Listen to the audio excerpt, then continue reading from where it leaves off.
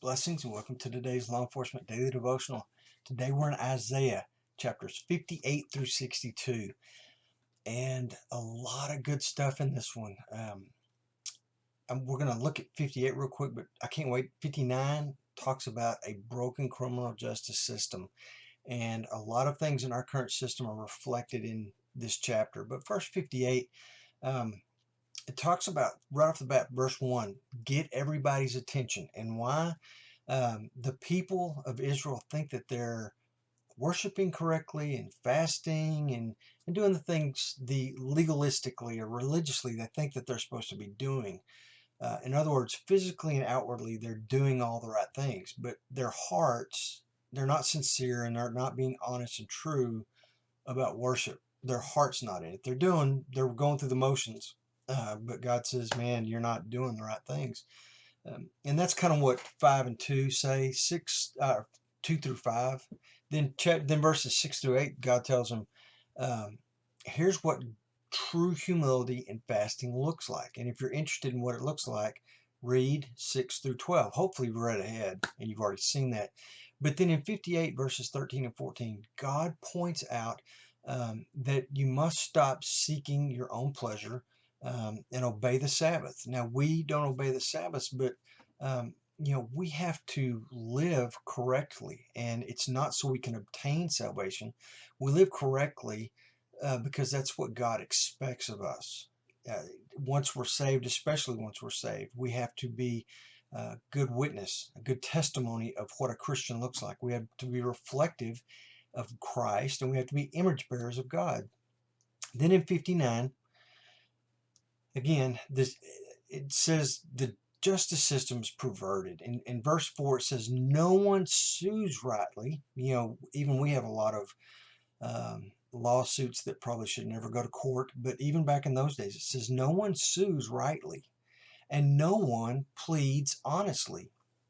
We talk a lot, not we here, but in society, we talk a lot about defense attorneys who are just not ethical, who will do anything to get their client off.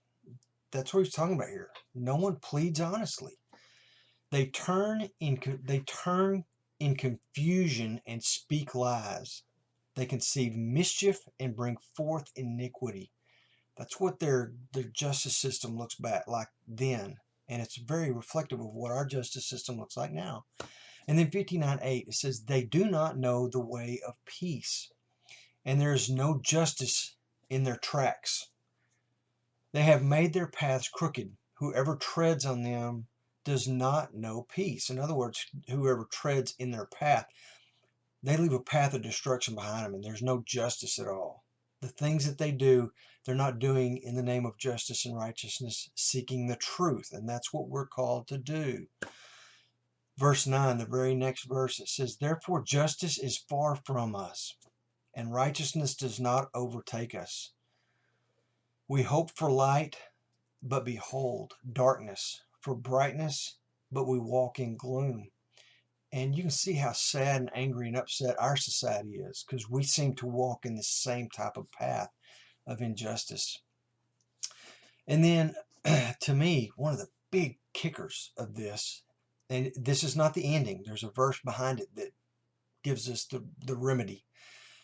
But to sum all this injustice up, we look at chapter 59, verse 15, and it's broken into two parts, and this is the last part of verse 15.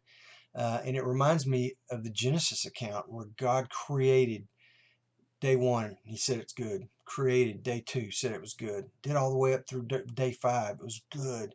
Day 6, he created Adam and Eve, man and woman. He said it's very good.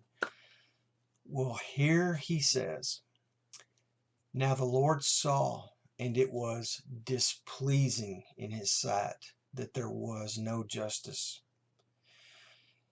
Men and women, we are in that role. We're led into this profession. We're set apart to bring justice as best as we can, to uphold God's justice and righteousness. And we've got to do that. That's what we're called to do. This is encouraging because there was none then. Hopefully there's some now, and we're that thin blue line that keeps the justice at the forefront. and hopefully we keep it true and righteous.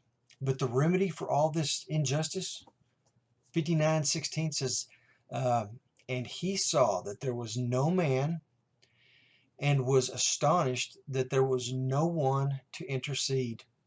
Then his own right arm, or his own arm, brought salvation to him, and his righteousness upheld him.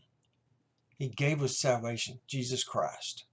He will be the remedy for all justice. But until then, the man of lawlessness is out there reaping destruction on our world, and we are that thin blue line between chaos and civility, trying to help the Holy Spirit keep him at bay until Christ returns. Did you ever realize that was your job? It's a cool thought, isn't it? I love that. Tomorrow we're going to be in Isaiah chapter 63 through 66. Look for law enforcement takeaway. Come back here tomorrow and let's discuss it. In the meantime, you guys be safe.